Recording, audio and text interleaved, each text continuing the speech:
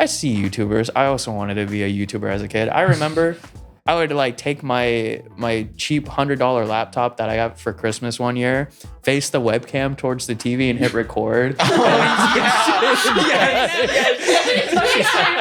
Markiplier.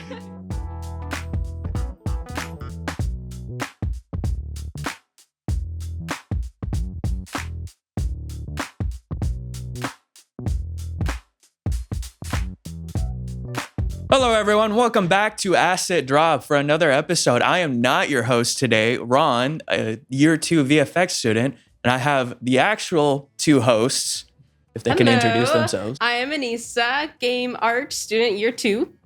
Tevin, game art year 2. And then we just have Kita. Hi. She's I'm just there. Game art. She doesn't go here. Sometimes. Sometimes you don't. You don't show You're up. fine. That's not true. If anyone, I think I show up the most out of everybody here. Actually, like you're here on other days as well. Yeah. So Ronnie boy. That's all the energy I got. That's all. didn't say episode So 3. Ronnie boy, how's it feel to be in front of the camera this time?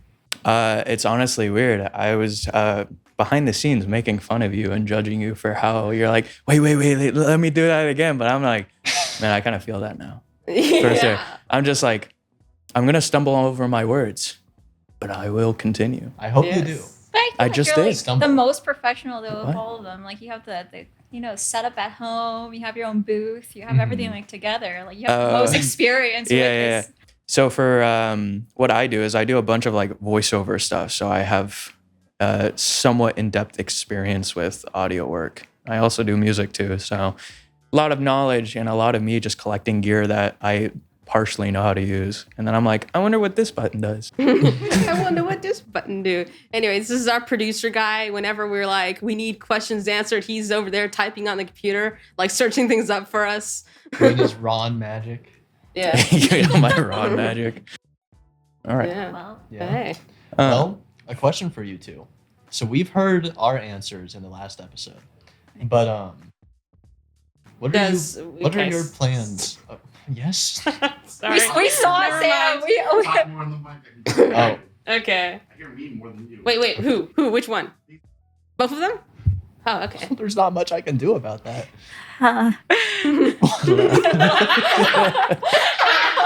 least Okay. Okay. Okay. Well, a question for you two, since we've heard our answers in the last episode. Mm-hmm. What's your plans after graduation? What? Yeah. Wait. Do you not have anything? Caught you off guard? Got You're like- left. Got it. This is it. This is my existential dread on camera. You're like, this is as far as I thought. Yeah, I thought it right now in this moment in time. I didn't think I'd get this far. But no, so I have no high expectations for the future, like the immediate future after I graduate, but it's more of just like getting on the grind. Like I'm wanting to try to go to places that provide me with like the most opportunities, and whether it's like doing like game art or even VFX, studying VFX and all that obviously opens up my like range of what I can do. And a lot of the techniques and stuff are very similar to game art too.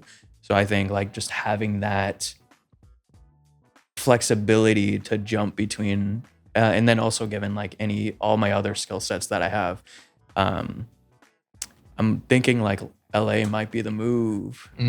I might just go down there and risk it all. Have you Boots on the ground, ready to go. Yeah, just start running. Start running, yeah. have you thought about doing game VFX? Because I know you work in Houdini, but like Unreal. Well, is Niagara. surprisingly, like Houdini has like a lot of like compatibility with Unreal. Like Oh, there's really? plugins and stuff. Like I've seen some things in Unreal where you could take like a base mesh model and apply a Houdini procedural generation effect that would like make it seem like there's wear and tear on this just basic mesh. So for like pillars or concrete walls, and you're like, oh, this is supposed to be like almost ruined. Houdini, you can build a like node tree of like all these effects in Houdini, import them into Unreal, and just apply it to like any object. Oh my God, That is sounds sick. pretty And like that awesome. was just the only example, which that I saw. So I'm like thinking like, what else could that be used for? Like, Mhm. could you end up generating more stuff? And it's like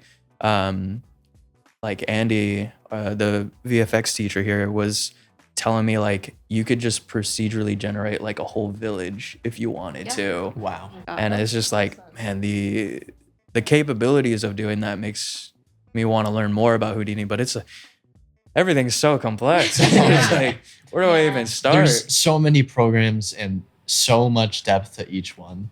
Yeah, I know. No Just in kidding. the game art, we have like 7 different programs we're learning. It's crazy. Softwares. Yeah. Yeah. Yeah, you speaking just of, like, learned like another one, right? Yeah. Marvelous Designer. Marvelous Designer. And I just learned Fibershop. That one's more simple. It's just a hair card texture generator, but Yeah. But specifically like that wear and tear thing Mm-hmm. is like so handy for a lot of things, just because like in games especially, it helps a lot of creating diversity in your environment, especially like even something I was working on with my environment project that I did this year. That would have been perfect. I was literally looking for like decals and stuff to do that, and I couldn't find anything good. Like, man, you're making me realize like I really need to learn Houdini. And now that I'm here, I can probably like, Learn utilize Houdini. it. You know? Yeah, honestly, it's just like last year we didn't even have a Houdini like lesson that was being taught, but I learned it specifically to like use a tree generator. Hmm. That's how I made my trees for my minor productions. That. Oh, Yeah. okay. So it speeds up a lot of work for like duplicate items, but if you want just slight variations of like things. well, Kita, what's your answer to the question? So admittedly, I haven't thought too much ahead. I think it's like a daunting like topic for me. Just it comes with like existentialism and like the unknown, especially with the industry. But I've been trying to just think of like what would make me like happiest moreover than like what am I gonna do. And so I've just been trying to pivot in that direction of like, oh, like I do want to do my own like solo game dev stuff, so I'm learning that now to an extent and making my own like mini projects. And like, oh, I probably would want to work for like a small studio. What would that look like, and how could I gear my like self towards it? So I don't really have like benchmarks of like, oh, I'm gonna do this, this, and this. I think I'm thinking of it more like holistically of like, oh, like how could these steps maybe make me happier in the long run, whatever that looks like. I just imagine my future as an amalgamation. I don't really have a set idea though. Yeah, that's completely fair. Wait, so like what happens if you get like an opportunity from like a bigger studio? Like they're like, hey, we want you to come work for us for a while. The only problem is like I want to stay in Washington, so that kind of narrows down where I want to go. And then I don't want to move to California. I'm from there. I can say Well, that it I was doesn't have to born be, there. like, California, so, but- but I think that's just where a lot of hubs are. And so it's like, California or like Texas or something. Like I want to stay in the Pacific Northwest, but yeah, I don't know. It's still up in the air for me. Mm-hmm. Nice. We interrupt the show to bring you The Bench, this interview segment where we go over and talk to people around the campus to see their thoughts on certain things. So what I have David here. He is a TA for game design, but David is also an alumni. You just said alumni, which I thought was really funny. I am an alumni. I've been here. I graduated last year in August or July or whatever time we graduate. But I've actually been working for the school since before that also. As a TA, how is it just graduating as a student and now trying to help other students? It's actually extremely rewarding. One of my favorite things is seeing people grow. I've always done this ever since I've been teaching music lessons for a long time, and seeing people learn stuff and execute on what they've learned is actually one of my favorite things of all time. And just getting to help other students do the same thing is great. Also, I love watching them suffer the same way that I did. That's so like cynical. It's great. I love when our teacher rolls up, Hardy LaBelle, you might have met him. I love when our teacher rolls up and goes, hey, so what are you working on? And I'm like, inside, I'm like, yes, hit him harder, get him. So you would see a student like struggling with something you like struggled with last year, and are you the type to just stand there for like 10, 15 minutes as you watch them do it, even though you know the answer? No, I'll help them through it. I'll help them through it, especially if they ask me. If they ask me, I'll definitely be going up to them and helping them. But if they don't ask me and I do see them do it, I probably will watch them for like 30 seconds before I'm like, okay, hold on. Before you go down the same road that I did and suffer the same way that I did, how about you suffer in a different way and I get to enjoy your suffering differently? Yeah, it's like they're not even going down the same road. They're just taking a worse path, and you're like, whoa, Yeah. whoa, whoa, whoa. Yes. Don't even go down there. Mm-hmm. That's crazy. Why game design? I mean, you just said that you're a musician. You work with like music and all that, and now you're here making games. Now you're teaching people. Game design was a fun one. I find myself loving the technical aspect of things. I've always kind of been like a very analytical mind when it comes to like, I play drums and rhythms and then analyzing them and how they work like mathematically or like within the context of the music is something that's super interesting to me. So at first I actually wanted to be a programmer. Then I looked at the programming course and I actually took like a open house event here and I was going around and looking at all the different programs and stuff. They had us make like a little med kit in Unity. And I thought it was really cool. And I was okay at it. Like I never had a problem. And I had done like some courses in another college before this one where I was programming as well. And I really liked it. But it turns out that after I looked into the game design program and it was basically telling me how to make games fun, I thought that that was way more interesting and like how to build a game and how to like manage a team and go through all of those processes, because ultimately the game designer's job is to make games fun. And that really spoke to me in a different way, especially when our instructor, Hardy LaBelle, actually got I could me. just imagine a visual in my head where you're just like sitting there typing, coding, and then you're just seeing like the other classroom laughing and having a good old time, and you're like, I'm not doing this. I'm gonna do that.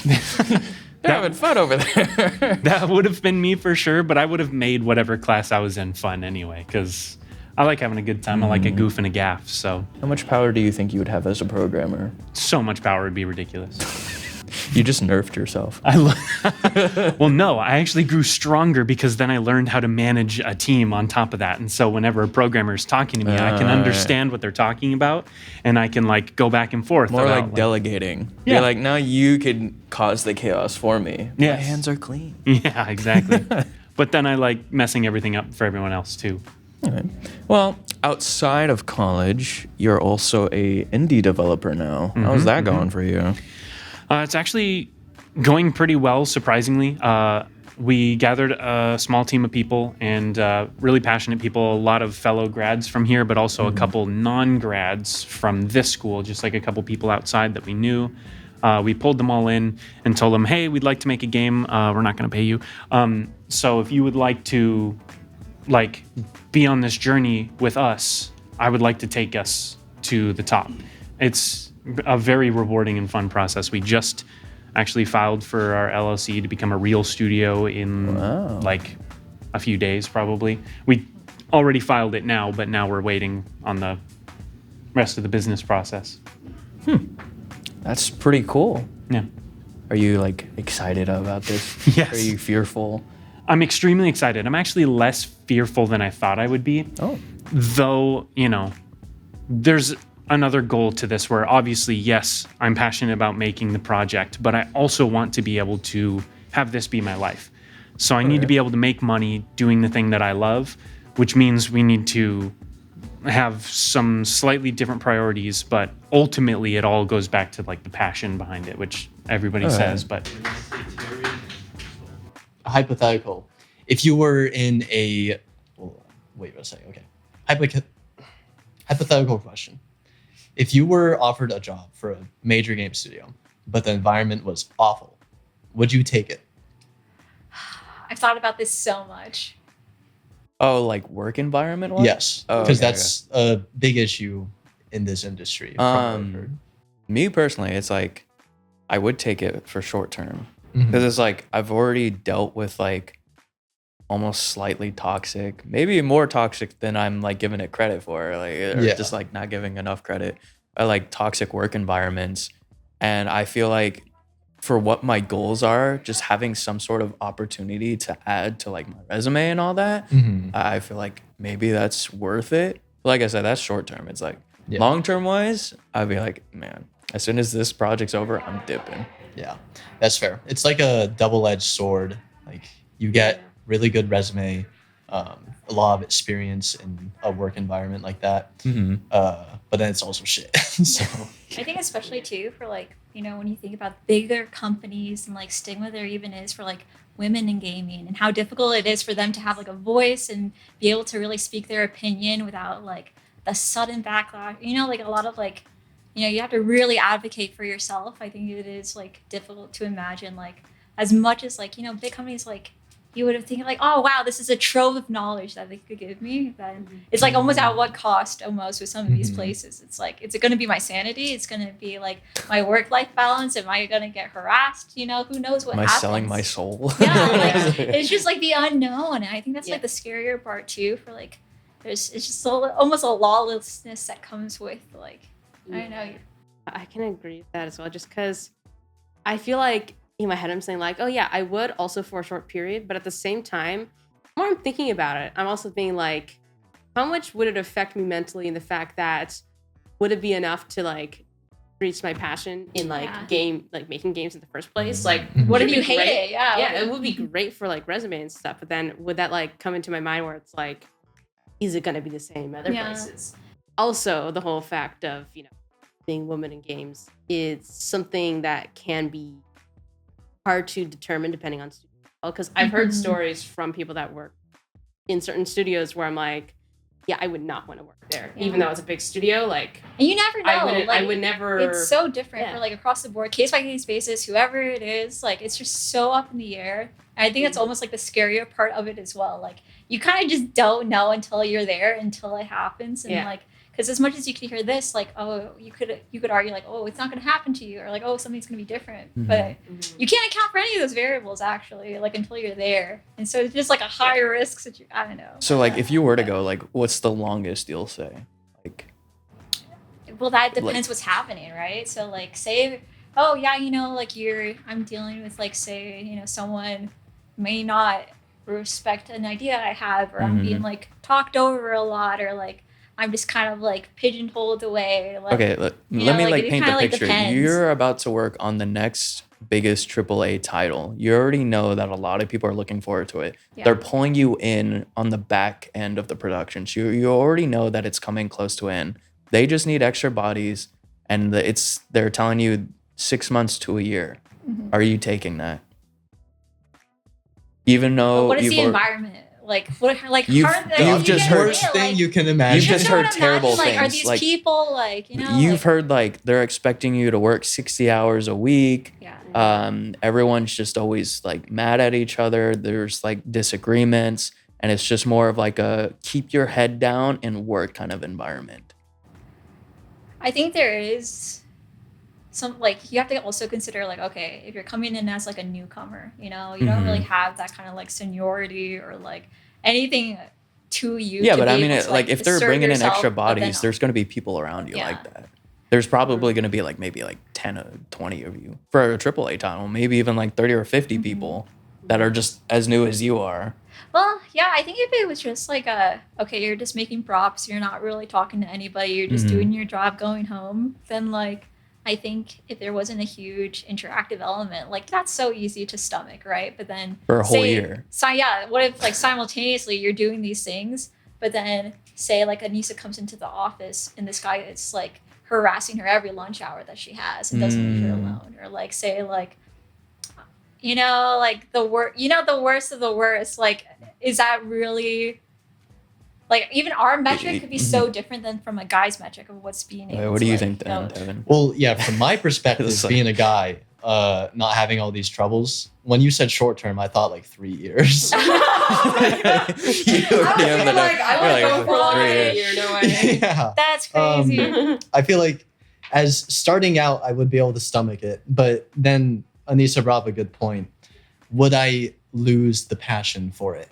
My answer is probably, but I feel like I could regain that with the right studio after. That's why I think being like losing passion is bound to happen. I think that's Mhm. just a natural part of the industry. You're going to lose passion at one point or another, and then it's going to become a job at one point or another. But then, like, I don't think that's like the worry. I think the worry is more like, is this making me anxious to go to work? That I just Mhm. know this, I'm going to run into this like problem, or am I going to be like upset by like someone, you know, degrading me or, you know, like using a language that they wouldn't do with their colleague, you know, Mhm. like, but because like, you know, if I'm like a girl, they're talking to me like it doesn't matter as much, you know, or like, you know, there's like different things. So like, Mm. it depends like the nuance of what's going on. But do you think like that kind of like culture is very prevalent in the gaming industry? Like I know it is a thing. It's like big enough to where people do talk about it. Mhm. Yeah. But it also just like I wouldn't like to think that it's like almost 80% of the industry. I industry, wouldn't want to you know? think that. Yeah, Like I from- wouldn't, hopefully. I would but- like to think that too, but just a few years ago, there was like a bunch of reports from a big name studio that I don't quite remember which one, so I'm not going to start throwing names around. You You should slander anyways. it. You just bleep it all out. But it was a big deal, and a lot of people were fired for it. Thankfully, it was finally resolved. Mhm. Hopefully, yeah. But I guess on that, it's just the fact that it is still an issue. It's becoming less over time, Mhm. but right now it is still an issue just because the people that are older are the ones that have worked longer are usually are going to be men, because when it started, a lot more men were part of this than women were. And I think also that is to say though, like, you know, if it isn't to like stigmatize like only men do this or like only men, you know, are like this, but like you could say like, oh, this studio with these specific people like grew together in this way of like, yeah, they could like fist fight out an answer, you know, or like talk to each other in a It's way like- that like is really, you know, controversial. And then you have like someone like me or Nisa walking, and we're just like, what the heck? They're, like, Ima- you know, like, Imagine having a design like problem, and then they're like, "No, we should do it this way. We should do it this way." All right, lunch break, you and me outside. We throw fists. It's like me and Kevin, we're cussing each other out, and then like an hour later, we come into a room and we're just like salutations. Yeah. yeah. And then I think if someone cussed me out, I would think about that for the rest of the day, for the rest of the week. Same. I was like, oh my God. What did I do to piss this person off so much? Or even if like someone's like, oh yeah, that idea is like fucking stupid. Like, right, yeah, it's okay. I feel like there's just like a, you know, there's just like a tone difference, or like even like, you know, but I don't want to generalize it. I don't want to just say like, oh yeah, this is gonna happen. This is every guy ever. I think that Mhm. there is just such a big pre-existing problem for like the barrier of entry for women in gaming, you know, and then like it's just such a big issue for respect, for being taken seriously, you know, like even like ageism, you know, fetishizing. There's so many problems that are Yeah. factors for like that guys don't have to think about if they enter like this like industry at all, you know, like a guy could just like, Mhm. oh yeah, I'm gonna make games. A woman's like, oh, should I keep my head down so I'm not noticed? And like then I'm harassed, or like, you know, or like, is this going to be a problem? You know, there's so many different like factors that Right. we think about a little more, just given like pre-existing scenarios that like are outside of our own selves even. You know, it just kind of like makes me wonder a bit more. It's like, yeah, a lot of like guys don't really have to face these kind of problems. Yeah. But I think it's also like the fear end of like, as a guy, not trying to come off as like that kind of behavior. Yeah. And it's almost kind of like a worrisome of like, you know, some people can actually lose jobs just Mhm. based off of like accusations, Yeah. Yeah, that's especially true. for guys Mhm. too. True. 100%. And it's like, not trying to like downplay any of it, but it's also at the same time like both ends kind of have their like scary yeah, I problems think there is where like it's a like, line. Mhm. and I feel like There maybe that is. causes more of a divide too. Yeah. Because it's like, Mhm. And that's, everyone like, the wants to be problem. nice. Yeah, that's the problem. yeah, everyone wants to be nice to exactly. each other, but they're all like, oh, Is this they gonna can be do an this to issue? me, and Yeah. then they can do this to Mhm. me, and it's like, well, now I don't want to work here. Yeah. Also, Yeah. small studio reason for that just being like, there's a lot more connection with everybody. Everyone is talking to each other, meaning that if something is going on, more likely more people will know about it, and less it would be accepted. Mhm. Yeah. And so that's why I also like the idea of small studios. because of that community environment where it's like, sure, things can, there's always going to be arguments, but it's something where it's not going to be just specifically in like a, small part of this huge team where then you're just going to have to face the brunt of it and no one's going to care. Yeah. Yeah. I think that is like Absolutely. an issue too. Like if you were like in the big company and then say like this happens to you and then you're in an environment where you feel like you couldn't speak up about it because you're going to lose your job or like you're at the risk of like, oh, I don't want to put a blotch on my career for speaking up about something. Like that's a really real issue. That's like, then you're going to have to live with this problem and this kind of like situation. And you're not going to be able to tell anyone in the company really about it out of fear. And then like, you're holding it to yourself, which I think is like, just even worse than I would say losing your passion for making the game. Like you're just losing yourself at that point. It's on the up and though. Like especially if like the newer generation comes in and like people that are like advocates for like everybody, the culture is like slowly changing. So I don't think it's like entirely negative. I think there's just Well, I Yeah. mean, like, what started this all for you? Like, not even just games, like, just the passion of making something. Like, obviously, as we're kids, we're always like deciding to make something. But some people then would like kind of steer away and go into like a traditional kind of field. It's like, I'm going to be a doctor or I'm going to be an engineer. But it's just like, no, we decided we're going to be like, we're going to risk it all. We're going to keep creating things. Welcome back to the bench. I have another guest here, Terry. He is our game programming teacher here at AIE. I actually have quite a few questions because honestly, thinking about it, when we were trying to figure out who we want on as a guest, you're kind of mysterious. Am I? I don't think so. I answer all questions that people provide. That's the thing, is you know everything. I don't know everything. You seem to know a lot to answer our problems. I only know what I know. So I have quite a few questions here, but I'm only going to ask you 3 for the sake of time. Okay, sure. What's your experience with AIE? AIE and I go way back. I think a long time ago, I was here as a game programming student, and I had a lot of criticisms for the curriculum at the time. So I gave them a lot of pointers on what to do, things to fix, things that I would adjust.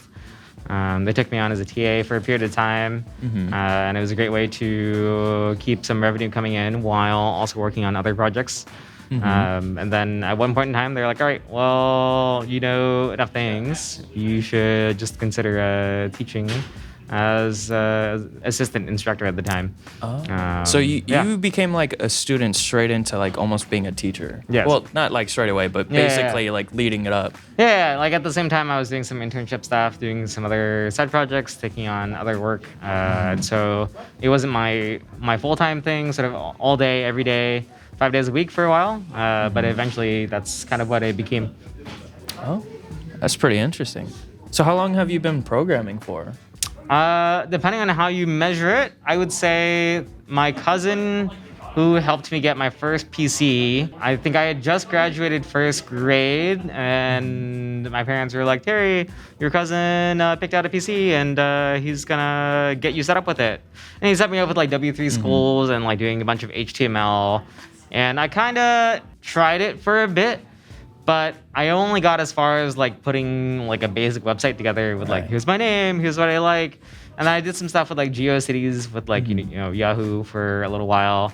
But I never really felt like I was really a programmer until about 2013, 2012, I think is about that time. I just picked up Unity and I didn't really know what I was doing. But the first thing that clicked for me was actually C++. I think C++. My instructor at the time was like, oh, here you go, Terry.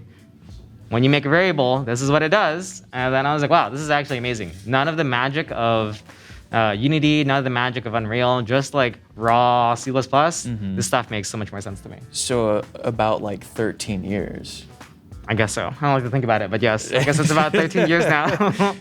So I guess that also kind of answers the follow-up. It's like, how long have you been programming for games? You basically just started programming for games like right away. Yeah, I would say games is where I got my start. Back then, the tools that were not as ubiquitous. Like that was back when you had to pay Unity to get a dark mode, or you could do a little bit like binary edit on the exe to kind of unlock it for free, which you're not supposed to do. But obviously I used the light mode like any law-abiding person would. And even then, I remember having to pay for Unreal 4. So before it was free today, if you didn't want to use Unity, you could either get the UDK, which is like a mod kit for UE3, or you could pay a fee every month to gain access to UE4. And that's kind of where I got my start with things. Do you have any plans to make your own games? Have you actually made games? Yeah. There's a few things. My website has a brief list of projects I've been a part of. I think my first project was with Light Sprite. Light Sprite is the company which then makes Sina Sprite. Sina Sprite is a game where you pull up your phone, you can do some meditation exercises, you can kind of fill out a little survey about how you're doing. And the idea is that it was supposed to be like a sort of wellness management application that could also have some data sharing with your physician.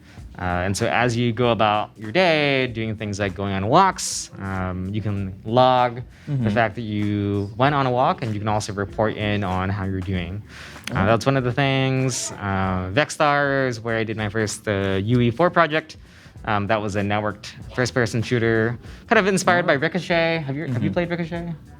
No. Do you know what I'm talking about? No? Okay. Best game in the world, made with Gold Source. Basically, you and a bunch of people are running around in space throwing discs at each other. So you get some really intense, hardcore disc-on-disc action. I think I've played a game similar to that. Yeah. Might be more Tron-like perhaps. But so we created that. We toured it around, took it to PAX, took it to some local shows, took it to SRG and whatnot. So a lot of my networking experience comes from that. I think the last project I did was on under a pseudonym. I did like a kind of a platformer dating sim type of approach in Unity. That was a real fun and annoying one since I was one of like two programmers on the team. And Unity, I ran into a lot of the barriers around that. But yeah, so I've done a few releases. That one is not too far back. Well, that's very interesting. You are just a little less mysterious now to me. Really? Yeah. I mean, I'm always open for questions. Students will always ask me like, "Oh, Terry, are you busy?" And the answer is like, "I'm always busy." But I do try to prioritize questions whenever they come in. So what a good teacher mentality. That's true. That's true. Well, thank you for coming on to the bench, and back to the show. I'll say for me, I had always loved drawing, but I hated when that was known throughout my elementary school friends, because then for my birthday I would just get paper. As a child, you're 8 years old, and then you just get paper for your birthday. The struggle of the being same an artist. starter art The kit. same, it's all the colored pencils, the little mini markers. And then I was sick of it. I was like, this is not fun anymore. This is just, I don't want to be an artist. This is all I get. So you stopped because of monetary gain. I stopped because I wanted Barbie's dream house, and I was just getting a crayon. Hey, but at least you could draw it. You could draw your dreams. Yeah, actually, I had such a similar experience. I'm thinking about it. I always just got art supplies. It's I always hard just got when you're growing sketchbooks up. and stuff. But I think I also didn't like the idea of everyone's telling me what I should do. Everyone's saying, "All right, yeah, you're good at this. Do this," and I'm like, I want to choose. I want to be able to find that for myself, not just because every single person around me is telling me. But then I think that also prompted me to make really interesting decisions to eventually accept being an artist. Because I was just going all over the place. So wait, when did you started getting serious about it? Because before you came here, you were an illustrator, a freelance artist. I was a freelance illustrator. Before here, though, I was doing that while working at a comic book shop, which I was I loved that. I thought that was the time of my life. I just thought it was so you're always finding something new to inspire you working at a comic book shop. Yeah. But then before that, I was emergency psychiatric med tech. So it was a stark difference. That's a huge job. Yeah. Maybe you were going down the traditional route. Yeah. So there's a lot of different stages in my life. I've lived many lives until I accepted the one that I should have just had from the start. Yeah. I'm showing my age. Yeah. You're just over here. Is this my life? Where do I start? Many moons ago. Well, let's hear it Yeah. from you, Ron. Oh, for me, like, I've always just like, I kind of feel like I was just never creative when I was younger. Like, I always just played games. I would like draw, but not like anything serious, maybe like here and there. And it's just like, yeah, I could draw. And then I would like look up like images and then kind of like copy it. But I was just like, I don't really consider it like too much of a skill for that. But I always just had like an interest in everything. Like I never like sat there and thought about it, but it was more of like I would see something that I would like say like a DreamWorks animated movie or Pixar or just like music and stuff. And I would just think to myself like, how do they do that? That's so cool. Yeah. And then when it's like the higher quality stuff, I didn't put too much thought into it. I just thought it was like, you know, it exists. I like it. But then when it came down to like when YouTube was really becoming a big thing, you got a lot of like fan animations and like all these like smaller budget passion projects. It kind of really helped to like solidify the thought of like, these are people with a lower skill level that are still making like these things to try to reach that like high end.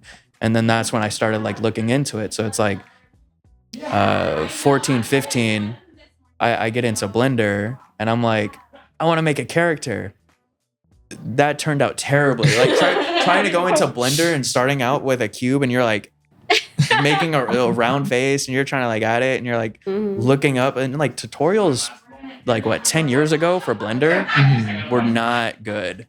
You just got a guy that was like just hit record for 2 hours as he's like doing his thing, clicking around, and you're like, I don't even know what you're doing.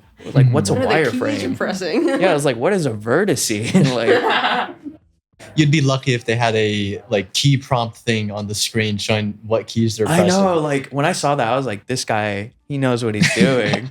He knows how to show.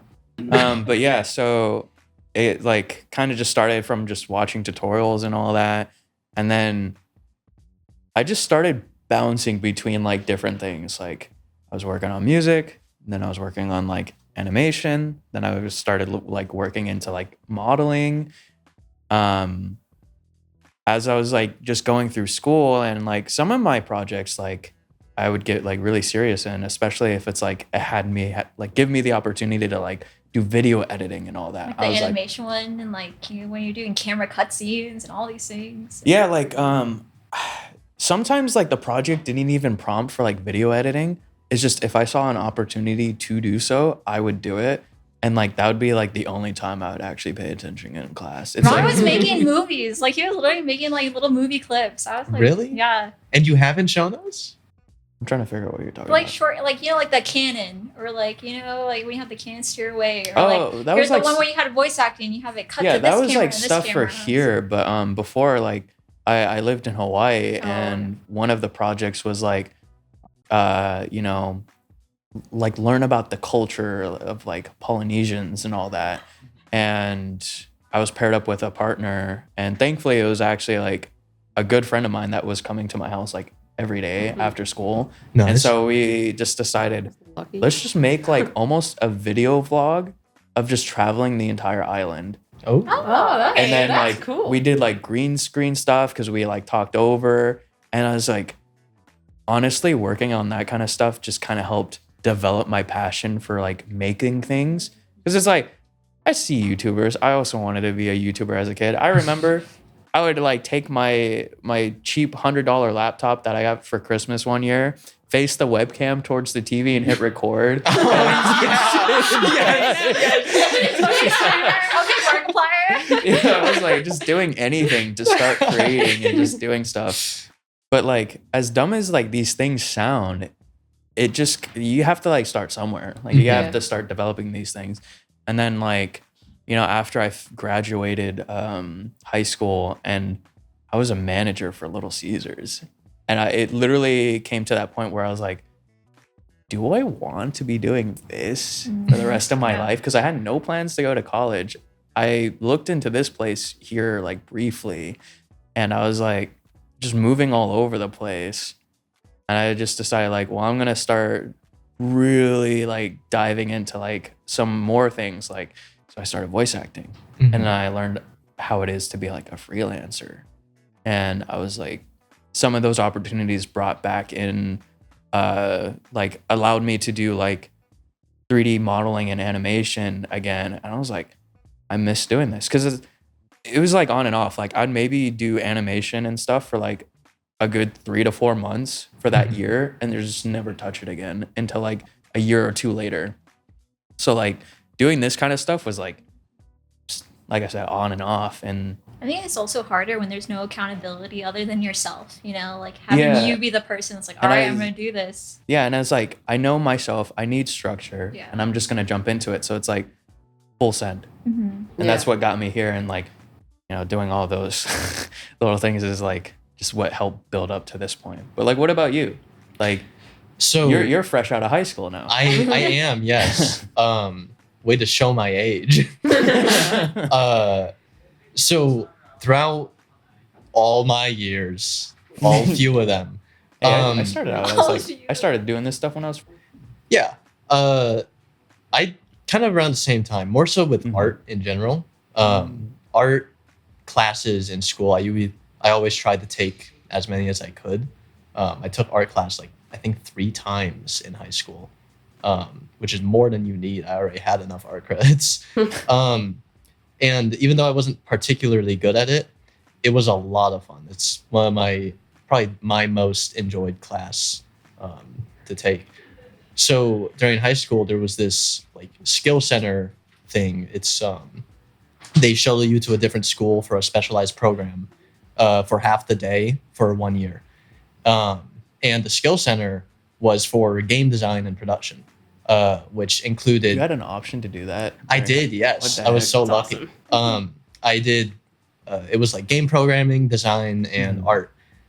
So we started with Blender there, 3D modeling and animation. And that was a blast. I loved 3D modeling. So that's kind of what prompted me to start all this art shenanigans. And it was taught by a teacher who used to go here. The connection. Yes. It's all full circle. It's like when you think about it, like when you're watching a show or a movie and you're like, all the pieces are aligning now. You're like, it all makes sense. Yeah. Just getting the Tevin lore. My extensive lore. But no, it's there that really we worked on one big project for the last like second half of the year, kind of like a major production here. Well, I think it was more so minor because it was like 3 months. And it was there that I met a really good friend and we got together really well. So we made a game together. And that's kind of what sparked my close-knit, like small group development passion, kind of like you get here with minor and major productions where it's like a small team that you get really tight with and then like you just go. There's a lot of momentum in it, I feel exactly. like. And you're like bouncing off each other so consistently. Yeah. So that's why I'm interested in the indie space as well. AAA sounds nice. Like I would want to try it. But also indie is also sounding super great. Especially since like even AAA games, of course, all the way back in the day was different. But like Metal Gear Solid 1 was made with 19 people. Really? Which is like the size of a major team here. Of course, it was for the PlayStation 1, so it's very different scope. But if you can make something like that as good as that with just 19 people, like you can do anything. Yeah. I'd say I started, well, I don't know. Pretty much everyone in my family likes art as either hobby or more. And so I've kind of always been exposed to it since I was really young. I've always loved art in like both middle school, high school, elementary. Anytime I could, I would just be doing art. But weirdly enough, I think what kind of started me on this specific path was robotics. Because there's a reason why. Because I did a lot of like, when I was really little, I did a lot of like robotic stuff. And I would use Scratch and stuff to make it do things. And I ended up joining this club and stuff. But because of that, I kind of got exposed to programming, which then when like high school rolled around, I did more internships and stuff with programmers, and that kind of showed me like more about how that would work with games. I didn't really enjoy programming that much, but it was kind of what exposed me to the games. That's sphere. crazy. I cannot That's such see a you roundabout being, way. a programmer. Yeah, That reminds me. That's Some more of my lore. That's exactly what happened to me too. Not robotics, but programming. So I started as programming all the way back in like 5th grade. There was clubs for programming and stuff. We would use Scratch, Code.org, stuff like that. And then I took CS classes in high school. I hated programming. I couldn't stand it. So then that's what made me more interested in the other sides of game development, like art. And that's what kind of got me hooked. I wonder what Terry would say to hear that all you programmers did such a stark pivot. To That's art. a personal attack. This is, we're not talking about programming like with Sage here. The only programmer for year 2. Welcome back to the bench. I have another guest again. We have Crystal, the student coordinator of AIE. So, Crystal, Hi, Ron. I know you're It's student services, actually. student services. My bad. I'll have to put that note in. I don't know my staff, but that's why I'm bringing them on, so I can educate myself a little bit more. So I'm kind of curious. What were you doing before working here? Okay, so for everybody who doesn't know, I am actually a certified professional bird trainer, and that's what I. Yeah, so for about 12 years, I worked in the animal field. I worked for a small company that did bird shows and educational bird shows like across the country and even the world. So that's what I was doing, training birds. And then I worked over at the Woodland Park Zoo for about 5 years after I moved to Washington, and now I'm here. Do you have any like pet birds now? I do have a pet bird. His name is Finley, and he's a green cheek conure, and he's the best. That's so cute. Okay. So now that you're here, like, how has it been here? Like, how is your time? It's been really great. I left the animal field just needing a break from the animal field and was very excited when I found this position, which put me in a place with a bunch of people that are just like me, that love video games. And I get to help them through the program and then go out and make really, really cool games. How is it just like, since you're kind of engaged with the students a lot, kind of being able to bounce from class to class and just have this outside perspective, like, what's it like seeing like the growth of these students? Because you see them day one, and then you're also seeing them graduating the like couple years afterwards. It's really incredible, and it's very fulfilling, which is why I think I love this job so much. It's very exciting to see new students come in who tend to be a little bit nervous, not knowing a lot about the industry or even what the school is going to be like. And then to when I'm at graduation and seeing people either saying like, hey, I got a job, or like I have this lined up, or, alumni coming back and telling me what they're up to. I don't know, it's just very, very, very cool to see the growth that happens here. It's very like insightful to like know that it's just like, oh wow, like it's like I just saw you when you could barely like make something, and now you're just making a full-on game. Yeah, it's crazy because I think for the students, like you don't really see the growth in yourself, right? But like being on the outside, it's really incredible to see. Especially, students who come in who are maybe a little bit more quiet and shy, and then they leave here like screaming their heads off. Yeah, it's just like kind of quite the development of people like in just the span of like a couple years. Yeah, and I think we have like a really good community, and everybody's really welcoming. We have the leadership team that helps the new students come in and integrate them with our community. So I really like to see it. It's very cool. All right. This is kind of like a personal question on my end, but like, given like your kind of upbeat personality and always like trying to like be engaging with the students, like, do people confuse you as a student when they first start? Like, does that happen a lot? Yeah, I feel like a lot of times when I'm out here with you guys in the hallways, even the teachers will be like, "Oh, Crystal, I thought you were just one of the students." Honestly, like I thought, like, because when I first started, you like walking around asking what everyone's favorite game was, and like there was a bunch of other students, and especially the student leaders, like asking similar questions, and so like Maybe for like the first week, I thought you were just a student. I'm just going to take that as in I look really young, so thank you. All right. Well, thank you for coming on and answering my questions. Thanks for having me. Yeah. Back to the episode. Some of the stuff that I was wondering was like, what is like, not like the top, but just like one of the biggest dream goals that you'd want to accomplish? Cinematics. For what? Anything. Any game cinematics. You need It's to like, hone it in. You need to narrow I it. want Like, it to be like what's the big deal? impactful. Like I want to make something that's like you're watching this and like you're like, whoa, this either really makes me want to play this game or Uh-huh. like you feel it in your heart that it inspires you to go on your like own adventure of life. You're just like, wow, this hit me. Honestly, That's I what I felt want. that. That's why I started doing the stuff I did. But like, what's your inspiration? Like, what's your benchmark? What you're comparing it to? I will say every World of Warcraft cinematic, like those trailer releases get me every time. I'm like, all right, They back are at pretty this good. again. You know, like I have to Honestly, redo Blizzard it. just makes such banger game cinematics. Like They do. Overwatch was definitely like a big inspiration for me wanting to do like animated stuff. And I was it's like, not even damn, just it like, looks so like cool. it just makes you want to be part of their universe that they're making. Like the story, like the momentum is just so heightened when you watch these. Like they're only like 3 minutes, 2 minutes long, Mhm. but you feel so immersed in the world that they created. It's just like, wow, like I want to be part of it or help make something like this. Or, Mhm. yeah, that's my benchmark. Yeah. But- Well, That's- here's my benchmark. I want to inspire others.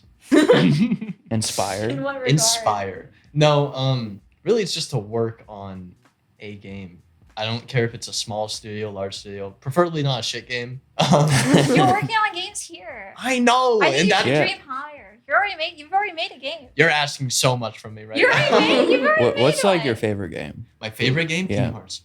So would you want to make a game like just like that? Maybe like a modern take to it? I wouldn't be opposed to it. I Like mean, Disney. not exactly Disney, but like But like kind of like a action RPG, Yeah, I but think maybe so. with like more puzzling and platforming and see diverse moveset. what I want to play and what I want to make is very different. I feel like because I do enjoy action RPGs, Mhm. but I feel like I'd be fine making art for like a strategy game, which is so far from what I play. Mm-hmm. As long as it's like a cool environment or like something I can get behind. Of course, I'm not gonna be picky. I'll make it for whoever's paying me. Who's ever offering the big bucks? Yeah, at least to start out.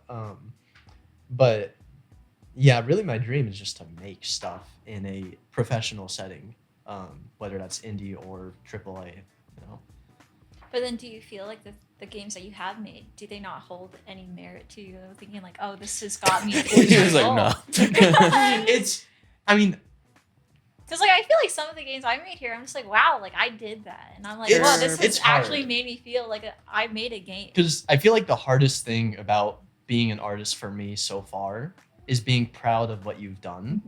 I have a hard time giving myself a good time about then what do So I've done. would you like- ever be satisfied? That's a good Are you only question. satisfied That's like if you the make answer to money? life, Ron, isn't it? But like with Runebow, for example, I can look at it and I'm like, I could do so much better now. It's like it's really hard to focus on the good takeaways of it. So it might be like a thing like in 20 years, you just finished another game and you're looking back and you're just like decide like, yeah, this is it. Yeah, that's what I'm thinking. I'm This is it. ruling for the first 20 years, and then finally I'm like, let's take a step back, and it's like, that's pretty good. I'd say for me, I kind of want to either like, yeah, sure, make games is a big one, but one that kind of like more recent. I want to like make my own like original animated shorts of some kind. You know, it's similar to like cinematics, where Yeah. just like I want to make something like that. Just that is kind of my own that I can make, that I can direct, write, whatever. Just on my own pace, on my own time, just for fun. And I want to make something like that and actually achieve it. And going off of that, you can even make games out of animated shorts. Like there's this one game that's being made by indie devs right now Mm-hmm. that started out as their own animated shorts. I think it's called Blunderkin or something. It's like a green like animal platformer. I'll Mm-hmm. send you the link so we can put it in the podcast, so we actually It's right see here. it. It's right there. But it looks super amazing, and they started making a game for it because their animated shorts did so well. Mhm. So yeah. On like animated shorts doing well to make a game. Dinosaurs with weapons. Oh right, the Dino Blade. That's Dino Yeah, I did Blade. actually Yeah. see that. I'm Yeah. like, they did so great. The fact that it's such a unique take on just like giving a dinosaur a sword and just animating it in like sick battle scenes. Like, yeah. It's make so a game out wild. of it. It's amazing. It's so wild, but if you see the animation for it, you're like, how are they making it this smooth? Yeah, Like it is just so works cool. somehow. Mhm. I don't know how. Yeah, but now it's a game. Yeah, have a demo. I'll Yeah. have to check it out. I Yeah. have no idea what you're talking Just look up about. dinosaur with Dinosaur swords. with It's Swords. literally Yeah. called Dino Blade. So Ron, what's your dream goal? Yeah, that's the big question, huh? I guess well, because I do so many different things. Like Yeah. I think what would be such a crazy combination is if I got to voice in an animation that I helped animate and also had a part in like maybe doing like a bit of like music production for as well. I mean, I don't really make cinematic music, at least not yet. Kind of like Yet. I'm slowly like diving into it for like making making music for like our small games, and I'm just like starting to understand a bit more like composition with like other different genres. But I think I wouldn't want to make a whole animated short on my own or even just be in charge. Like I don't really care about that, but just if I'm able to be in a production to utilize all my skills to like that my most heightened ability, I feel like that would just be like the high point that I would want to hit. Mhm. And then obviously once I hit that point, I'll be like, I'm gonna do it again, but better. Yeah. Maybe I'll voice 2 characters. Yeah. Yeah. Yeah. Anything Um, else we've got to go off?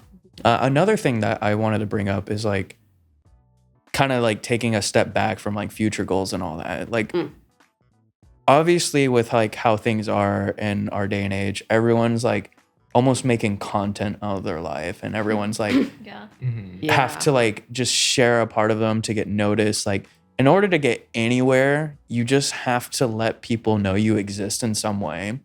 And so like what do you guys think about like content creation? Is that on your mind? Is that something you're like considering? Like I have you think that, started? like, as like someone that does it. Yeah, it's like you came in here already having a following before you started at It's AIE. like I do think there's something that's like demoralizing about feeling I have to prove my existence to like an audience and like to like the world. Like, okay, I'm of worth Mhm. and I'm like showing you guys why I'm of worth, and it's like a very small fraction of like what I do and who I am, and like Yeah, but I mean, like, it doesn't necessarily like a lot of people may see it like that, like just putting out your value so people could see your worth. But it's more of like there's so many people, like we're so exposed to so many different lives now. yeah. We could see it, and it's like literally all it takes just to get like a job sometimes is just allowing these people in the position to give you a job, just letting them know you exist, and you're like, oh, you exist. But like that's the thing, though. wow. Like sometimes it's like, Like, it's and you not can do enough this? to be like just on, because I think everyone's putting their like best things on their platforms, right? Mhm. And Mhm. like sometimes I think it does remove being a multifaceted person, because say if I am known for like making like cute little guys, Mhm. and then I want to work on a horror game, and people are like, but she can only do this, you know, or like she can yeah. she's only known for this art style, Mhm. or You mean you You don't know, only like- make cute guys? Just like- controversially. Yeah. But yeah, and so like that kind of stuff is something I even think about, like, oh, you know, if I become known for these certain things. But I mean, like at that point, isn't it kind of like up to you to kind of start posting a variety of things? Because like I kind of understand that you're going for the aesthetic. You want to keep everything like generally in the same realm to keep like the fluency of it all. But at the same time, it's like, you know, you're gonna get back what you're putting out. Yeah. And so it's like maybe. But there is like you know, like say like, you know, like I have a friend that's like known for drawing like Shibas, and like, you know, Mhm. once you're like doing like brand partnerships and things like that where they know you for like just drawing Shibas only, she's like, well, now I'm only drawing fucking Shibas. Like I can't draw anything else unless it's for like personal fulfillment. And then, of course you could say like, yeah, your true followers and people that are a fan of your work, they're going to admire whatever you put out. But there is almost sometimes an audience expectation, which I think sometimes it's hard to rival. I think it kind of goes back to where like it is possible to branch out into other things, but there was a YouTuber that I watched that like he started out making like was like basically a parody voice of an anime character, and he was just known for this. But now he doesn't do any of that. But he also said that like when he started like changing his content towards stuff he actually wanted to do, his following dropped tremendously.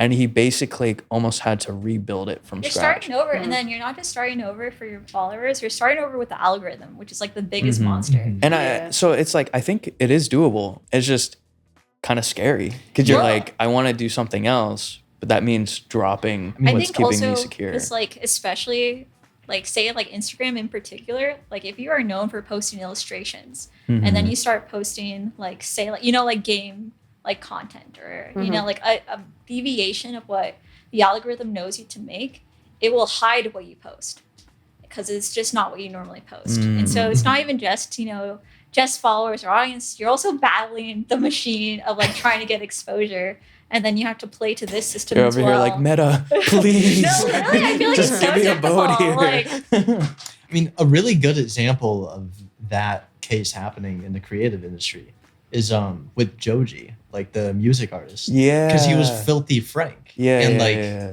he went from making really, really crude videos that's like to making serious good music. And that huge tonal shift and making it out with still a huge audience is like impressive. Yeah, I'm pretty sure he faced a lot of blowback because it's like maybe some people just weren't with it with his music, and they're like, go back to your other content. That's funny. Wait, why are you making this sad stuff? But like now it's like some people don't even remember him as Filthy Frank. They're like, oh, it's Joji. I love his music.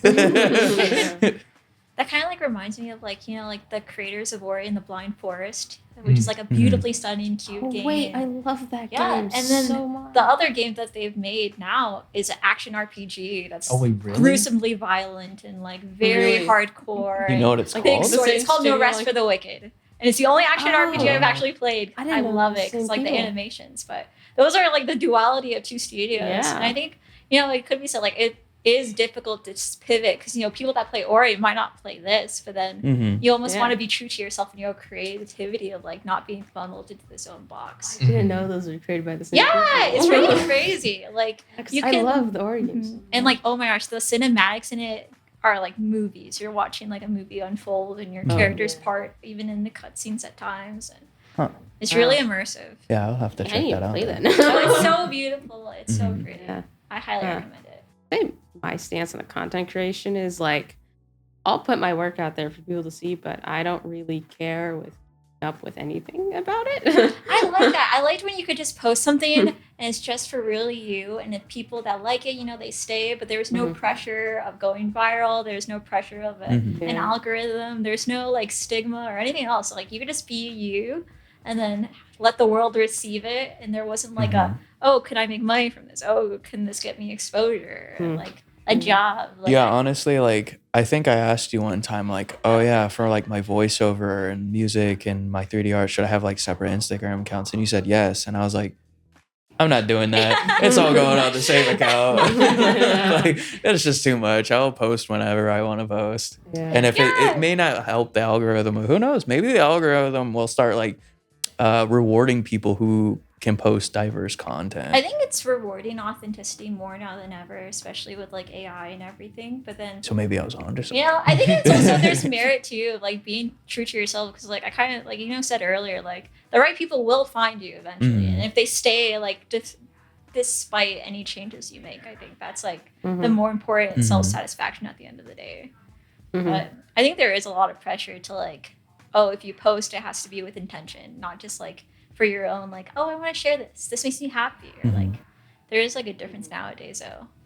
Do you guys post like any of your stuff, like student projects or? I've asked I've asked I, people I about plan it. to. I got Instagram like not too long ago, a few months ago. I haven't opened it in like months Yeah. as well. Like, That's how I Um, want to be. I want to be off the grid. yeah, but I feel like I should. I'm surprisingly you know? like observing the grid while being off.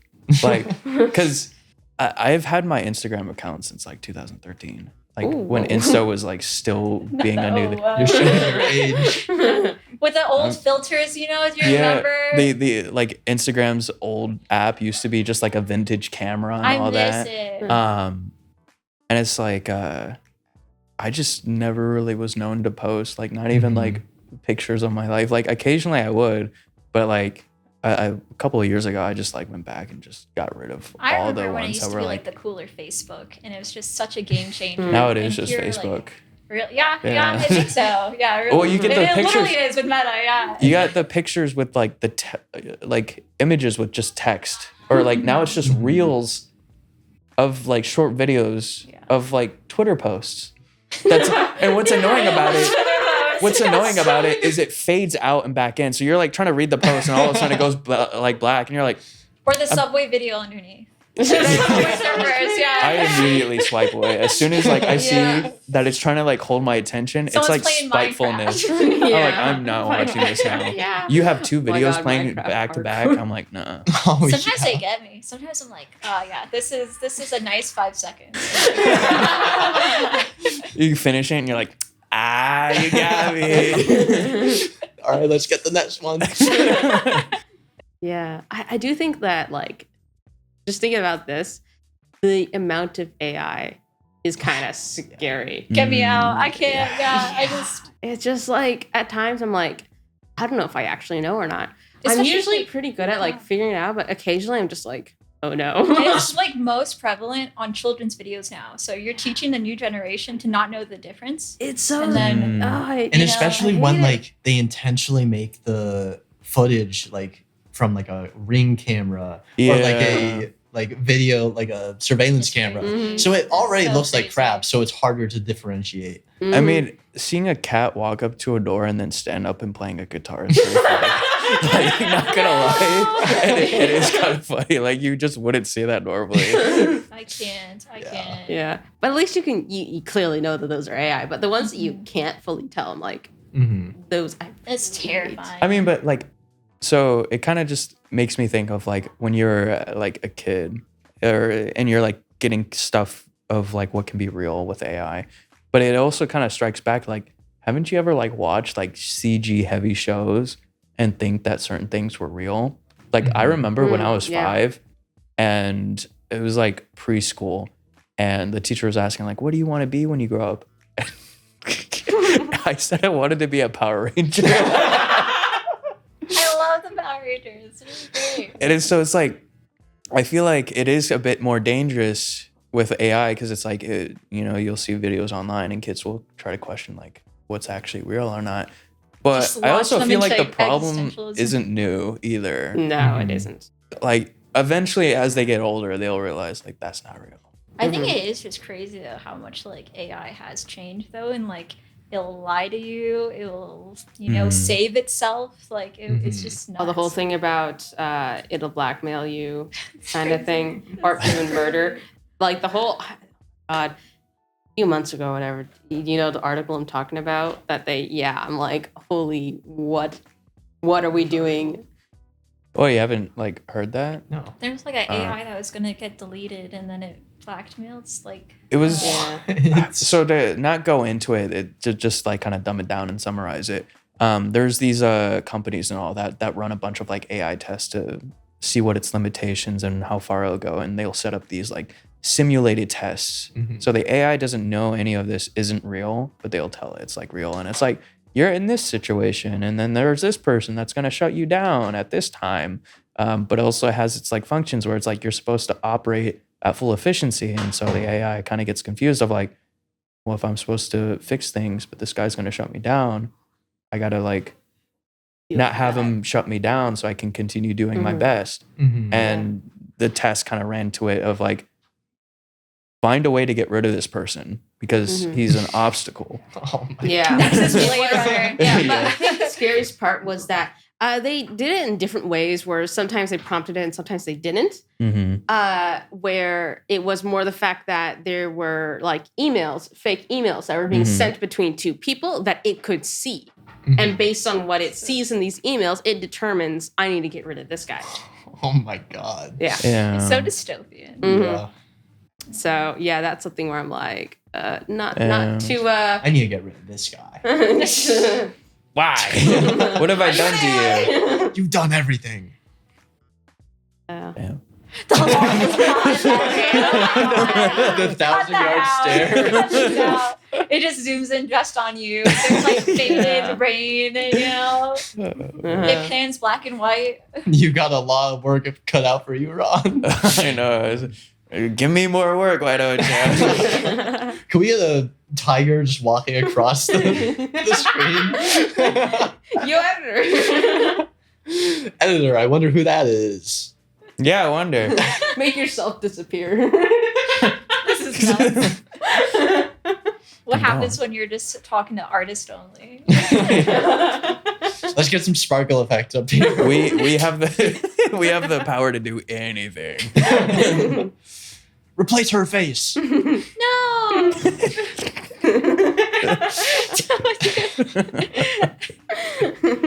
Wrap it up, host. Wrap it up. I'm the host. You're in the host seat. I said I'm not the host. You stole mine. Well, that about wraps it up for the third episode of the AIE Asset Drop podcast. Yeah. It was nice being on, in front of the camera for once. Yeah. Thank you for watching. The only time they'll ever see you. Yeah, I know. Crazy. I'm gonna do. Oh, Okay. That's just how we end off. Yeah. Bye-bye. Bye.